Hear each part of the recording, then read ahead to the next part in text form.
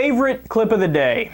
Bryan Fischer, evangelical radio host, decided to display his economic expertise. And it turns out that he can fix all of our problems. No more recessions, depressions, boom-bust cycles, no more income inequality. Let's listen.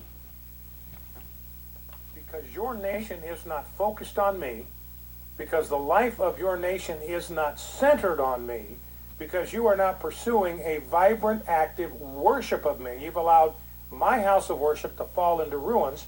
For this reason, your economy is in a slump. You've got no product. Your crops aren't growing. When you make money, you put it in a bag that's got holes in it and dribbles out on the ground. And the reason that your barns are empty and your fields are dry is that you as a people, as a nation, have not been worshiping me. Can you imagine Bryan Fischer at the G20 summit? For all the financial experts and heads of state where they try to figure out what's going on with the economy. Or could you imagine him at some top executive branch meeting as an economist or a financial advisor? Oh, that would be so much fun, man. People would be like, Mr. President, GDP has contracted by 1.3 percentage points more than expected. Demand is plummeting. And I think our only shot is targeted Keynesian stimulus of the country's infrastructure. Bryan, what do you think? Please weigh in. And this fool would be like, well, I disagree. Let's build a bonfire and sing Ave Maria. And then we can sacrifice a goat for the Holy Spirit. Brilliant, Mr. President, somebody give this man a raise. Could you imagine it worked? And then later on CNN, you turn it on and they're like, in a shocking twist today, Christian radio host Bryan Fischer saved the economy by saying 3 Hail Marys and Our Father with his rosary beads. All the joking aside, here's the serious question. Does Bryan Fischer know anything about economics?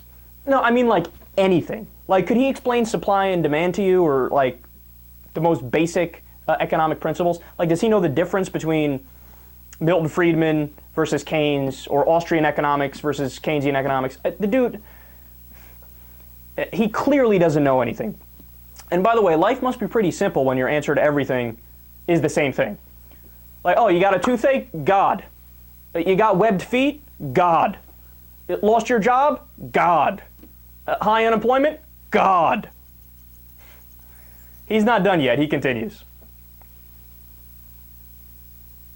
If you want a prosperous economy, you've got to have a vibrant spirituality. When you worship God, you are not just doing the right thing in terms of your relationship with God. You are doing your patriotic duty.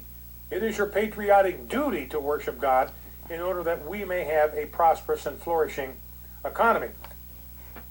Patriotic duty to worship God. He's crystal clear.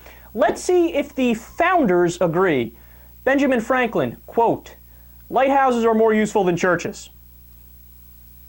That's weird. The founders seem to disagree a little bit. John Adams, quote, this would be the best of all possible worlds if there were no religion in it. Wow, that seems like a vehement disagreement, Bryan. Thomas Jefferson, quote, Christianity is the most perverted system that ever shone on man. That's awesome. Thomas Paine, quote, of all the tyrannies that affect mankind, tyranny in religion is the worst. James Madison, quote, religious bondage shackles and debilitates the mind and unfits it for every noble enterprise.